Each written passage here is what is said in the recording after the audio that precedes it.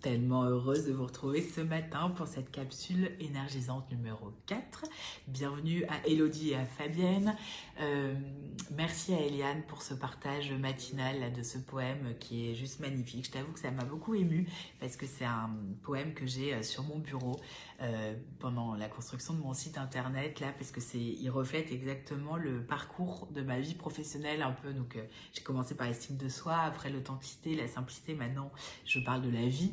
Et donc voilà, ça m'a vachement émue de voir à quel point on était toutes connectées, à quel point on est sur la même longueur d'onde et c'est hyper beau. Et voilà, merci à Anaïs pour cette belle vidéo, cette belle, voilà, cette belle énergie matinale. Je me dis qu'il y a des gens qui voient la mer tous les jours, mais c'est beau ça. Donc voilà, merci pour ce soleil et cette mer envoyée, bien reçue, merci beaucoup. Voilà, je voulais remercier les filles, enfin vous toutes, et Anne, Jamila et Alix d'avoir hier soir voilà, osé poser ces questions. Anne, tu m'as fait tellement rire en me disant c'est pour une amie. Voilà, merci beaucoup d'avoir posé ces questions qui sont hyper impactantes, hyper vastes, hyper profondes. Hier soir, je me suis endormie en me disant que j'allais vous faire une capsule pour répondre en fait à chacune parce que chacune apportait un peu des réponses différentes.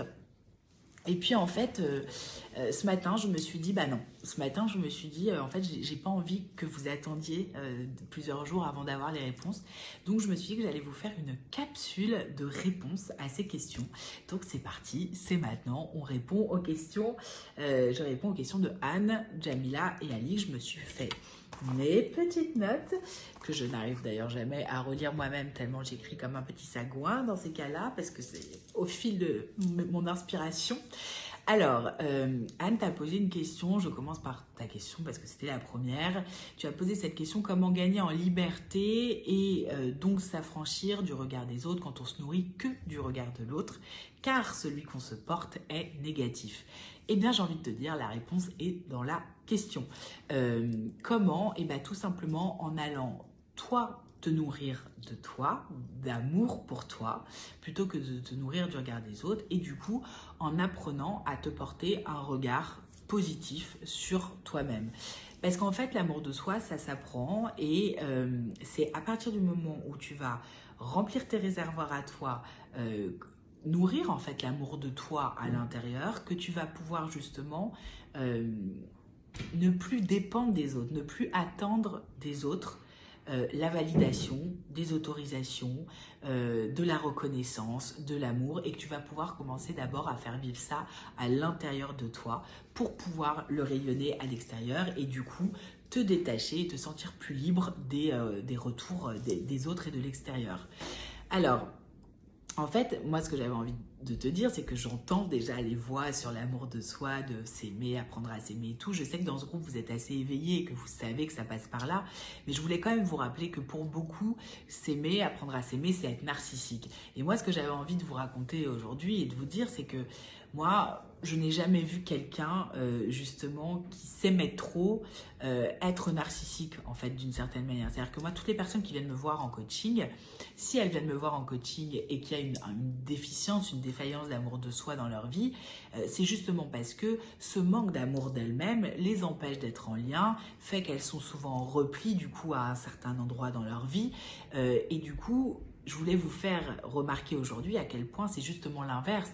Quand on s'aime pas assez, on est plutôt dans un genre d'égocentrisme, on est très autocentré, on est très sur soi, sur nos petits défauts, sur nos petits problèmes, sur ce qui va pas, voilà. Alors que quand on s'aime, quand on nourrit le beau et quand on va bien, on est beaucoup plus dans une ouverture, beaucoup plus en lien avec les autres. Donc déjà, j'avais envie de te dire, fais-le vraiment pour toi, d'apprendre à t'aimer, mais en plus, fais-le pour justement ce rayonnement et pour le monde. Plus tu vas t'aimer, plus tu vas pouvoir partager au monde qui tu es et plus tu vas offrir de ton unicité, de ce qui fait de toi que c'est voilà, que tu es un être merveilleux et tout. Donc voilà, déjà la première chose pour moi, Anne, la réponse c'est l'amour de soi et je développerai cette histoire d'amour de soi prochainement dans une capsule de façon plus précise. Alix, tu soulevais s'affranchir du regard des autres. Comment s'affranchir du regard des autres? Accepter que notre définition du bonheur ne soit pas celle des autres. Et comment leur faire accepter à nos proches qui du coup n'ont pas les mêmes définitions du bonheur, de la réussite. Et comment se sentir juste légitime. Merci pour cette question, rien que ça. Non, écoute, pareil, on pourrait passer des heures à parler de tout ça. Ce que j'ai envie de dire, c'est que je vais reprendre chaque item de ce que tu as justement... Attends, hop, voilà. Chaque item de ce que tu as dit et je vais te dire en face ce qui m'est venu à ces réponses à ces questions pour t'apporter des éléments de réponse et j'y reviendrai dans d'autres capsules plus tard. Alors, s'affranchir du regard des autres, donc ça c'est le besoin et l'envie. Accepter que notre définition du bonheur ne soit pas celle des autres. Alors moi en fait ce que j'avais envie de te dire c'est de te poser la question, déjà de te dire que tu n'as rien à accepter venant de toi. C'est-à-dire que tu as à reconnaître, tu as à valoriser, tu as à choyer finalement, mais pas à accepter. C'est-à-dire que si toi, tu as une définition du bonheur qui est différente de celle des autres ou de la réussite qui est différente de celle des autres, mais c'est... tout à ton honneur, c'est génial, c'est beau, c'est différenciant, c'est unique. Et en fait, c'est pas à accepter. On a à accepter un truc qui est pas bien, on a à accepter un truc qui est nul à chier, à la limite, ou on a à accepter un truc qu'on n'a pas vraiment envie de vivre et qu'il faudrait quand même mieux accepter pour aller mieux. Mais quand c'est beau, quand ça ne porte pas atteinte justement à un truc agréable ou désagréable, mais quand c'est juste qui tu es et ce que tu penses, tu n'as pas à accepter, tu as à le valoriser, tu as à oser le montrer et à oser l'incarner. Et donc déjà, c'est de changer le mindset à ce niveau-là, ne pas se dire comment j'accepte en fait ma différence, comment j'accepte ma façon de penser différente comme si c'était une tare. Non, c'est comment je vais aller valoriser ça. Et du coup, au lieu de te comparer à ceux qui n'ont pas la même pensée que toi ou qui ne raisonnent pas comme toi, j'ai envie de t'inviter à aller voir justement de l'autre côté, vers tous ces gens qui en fait finalement t'inspirent, tous ces gens qui pas justement par rapport à ton passé, mais aujourd'hui, à l'heure actuelle et pour ton futur, tous ces gens que tu regardes ou avec qui tu parles ou que tu suis sur des réseaux sociaux qui t'inspirent, qui te font vibrer et tout, qu'est-ce qu'ils ont de différent de toi? Qu'est-ce qu'ils ont que toi, tu n'as pas? Et tu vas te rendre compte que pas grand-chose. La seule chose qu'ils ont fait, que tu n'as peut-être pas fait encore, c'est d'oser affirmer vraiment ce que tu penses, ce que tu veux faire, ce que tu veux dire et ta définition à toi du bonheur et la prôner, voilà, la prôner à sa juste valeur, à la valeur en tout cas qu'elle a pour toi.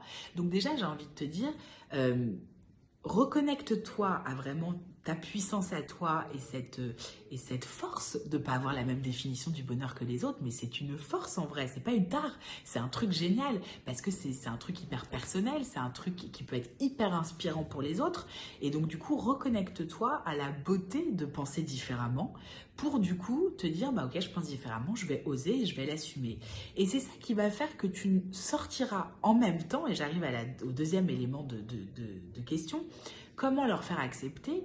En fait, tu vas comprendre que si toi, tu n'es pas dans l'idée d'accepter ça, tu ne vas pas avoir envie d'essayer d'aller le faire accepter aux autres. Et j'ai envie de te dire, lâche l'affaire directe d'essayer d'aller faire accepter quelque chose à quelqu'un parce qu'on ne peut pas faire accepter quelque chose aux autres. On ne peut pas sauver quelqu'un qui ne veut pas être sauvé. On ne peut pas faire comprendre quelque chose à quelqu'un qui ne veut pas comprendre. On ne peut pas faire entendre quelque chose à quelqu'un qui ne veut pas entendre. On ne peut pas faire voir à quelqu'un qui ne veut pas voir. Donc, en fait, l'acceptation, c'est exactement pareil. Tu ne peux pas faire en sorte que quelqu'un accepte quelque chose qu'il n'a pas envie d'accepter, qu'il n'est pas prêt à accepter. Donc, zappe cette stratégie, enlève cette stratégie. La seule stratégie intelligente, non pas pour que les gens accepte finalement qui tu es, parce qu'on s'en tape que les gens acceptent ou pas, mais pour que les gens reconnaissent qui tu es et que juste ils reconnaissent que voilà, tu es toi et ils sont eux, c'est d'arrêter de convaincre mais d'être et d'incarner. Plus tu vas incarner ta vision à toi du bonheur, plus tu vas incarner ta vision de la réussite, plus tu vas montrer que tu penses comme ça, tu agis comme ça, tu fais comme ça et que tu ressens ça à la fin, et que c'est du coup hyper aligné, hyper juste, plus ça va être ok pour les gens. Parce que ça va être tellement clair pour toi et tellement ok pour toi que ça va l'être aussi pour les autres. Et en fait, la seule dimension qu'il y a là-dedans, c'est d'accepter, la seule chose à accepter, c'est de ne pas plaire à tout le monde. Et c'est d'accepter que peut-être on va être clivant. Et c'est d'accepter que peut-être les gens, tout le monde ne nous aimera pas. Mais j'ai envie de dire, mais tant mieux. Parce qu'en fait, on peut pas, personne n'est aimé à l'unanimité. On le voit bien avec les politiques, on le voit bien avec les... Personne ne peut faire 100% des suffrages. Et c'est très bien comme ça. Et justement, ce qu'il faut rechercher, c'est pas à faire 100%. Ce qu'il faut rechercher, c'est à pouvoir inspirer, toucher, être au contact dans nos vies des gens qui comptent le plus pour nous, dans le sens ceux qui pensent, qui raisonnent comme nous, avec qui on a envie d'être en lien. Moi, très honnêtement, aujourd'hui, quelqu'un qui vient me voir juste pour me dire je voudrais être à la mode, je voudrais voilà, travailler sur mon image pour ressembler à telle meuf dans ce catalogue, en fait, je n'ai pas envie qu'elle vienne me voir. Je n'ai pas envie aujourd'hui de voir des femmes qui me disent je suis une victime, tout va mal dans ma vie c'est l'horreur, mais voilà, et Calimero. Je ne veux pas accompagner ce genre de femmes. Donc en fait, je vais avoir un discours qui va parler à des femmes justement qui sont des opposés, qui sont des femmes comme vous, qui sont des femmes comme vous qui déjà avaient... bah voilà, cet éveil déjà là, où déjà vous avez compris ce que c'est que l'amour des soi, déjà vous avez compris ce que c'est que voilà, de pas vouloir ressembler au catalogue, mais d'être la version de vous-même belle et unique.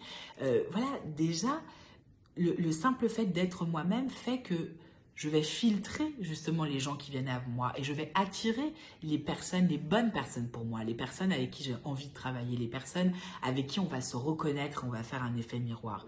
Donc c'est ça qu'il faut faire, c'est incarne ce que tu es, incarne ce que tu as envie de vivre, crée ta propre vision à toi, sois très au clair sur ta propre vision à toi de ton bonheur et tu verras, et de ta réussite, et tu verras que plus tu vas être clair dessus, plus tu vas le vivre, plus tu vas l'incarner et plus tu vas être joyeuse et rayonner là-dedans, mais plus ce sera un non-sujet pour les autres. Et je ne sais pas, dans ta thématique, j'ai vu que tu avais cité les parents, et si c'est tes parents et tous, après, si tu veux préciser, on peut préciser et j'affinerai ma réponse, mais que ce soit tes parents, des amis, le monde de manière générale, n'importe qui, tu te sentiras plus jamais attaqué dans tes valeurs, dans quoi que ce soit, parce que tu sauras que c'est hyper clair et hyper juste.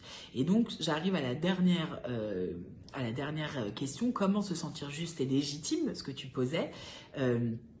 Et en gros, ce que j'ai juste envie de te répondre, c'est en fait la légitimité, ça s'apprend pas forcément, ça se prend. Et en fait, j'ai envie de te dire, offre-toi cette légitimité.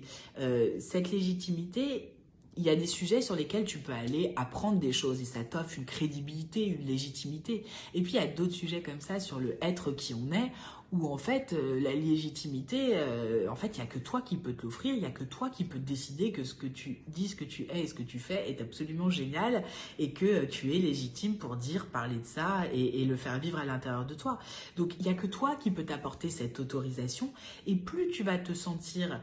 Plus tu vas clarifier justement tes définitions du bonheur, plus tu vas pouvoir les vivre, plus tu vas être aligné, plus ça va être juste pour toi, et plus tu vas te sentir légitime, et plus tu vas du coup avoir des actions qui sont magnifiques, et plus tu vois, c'est un cercle hyper vertueux. Donc, moi, ce que j'avais envie de te dire, c'est qu'à un moment, il faut aller aussi ne plus attendre, et ça rejoint la question de Anne, ne plus attendre en fait que ce soit les autres qui viennent poser des validations, des ok, des autorisations, des c'est bon, tu as le droit. Il faut arrêter avec le fait de laisser aux autres remplir nos réservoirs. En fait, nos réservoirs, ils sont individuels, ils sont à l'intérieur de nous et c'est à nous de les remplir le plus possible. Après, bien évidemment, quand les autres viennent les remplir en plus d'un petit truc sympa, bah, génial, le réservoir déborde, ça éclabousse tout le monde de lumière, on est au top, c'est parfait. Mais d'abord, c'est à nous d'aller remplir nos réservoirs intérieurs, c'est pas aux autres de le faire. Et c'est exactement ce texte que j'ai partagé sur Instagram il y a 2 jours sur le bonheur, je vais vous le mettre sous la capsule, de prendre en charge son bonheur. Voilà, c'est vraiment d'aller prendre en charge nos pensées, ce qu'on a envie de faire vivre dans notre vie et de l'incarner le plus possible et du coup de s'aimer vraiment. Mais ça, je vous ferai une capsule sur l'amour de soi de façon beaucoup plus précise. un autre jour. Voilà, j'espère avoir répondu en tout cas en partie à vos questions, les filles. J'espère que cette capsule vous servira aussi à toutes. Je pense vraiment que voilà, mes réponses j'ai essayé de les faire d'une façon pour qu'elles puissent résonner pour chacune d'entre vous. Voilà, je vous embrasse très fort. Je vous dis à demain pour la capsule numéro 5. Ciao!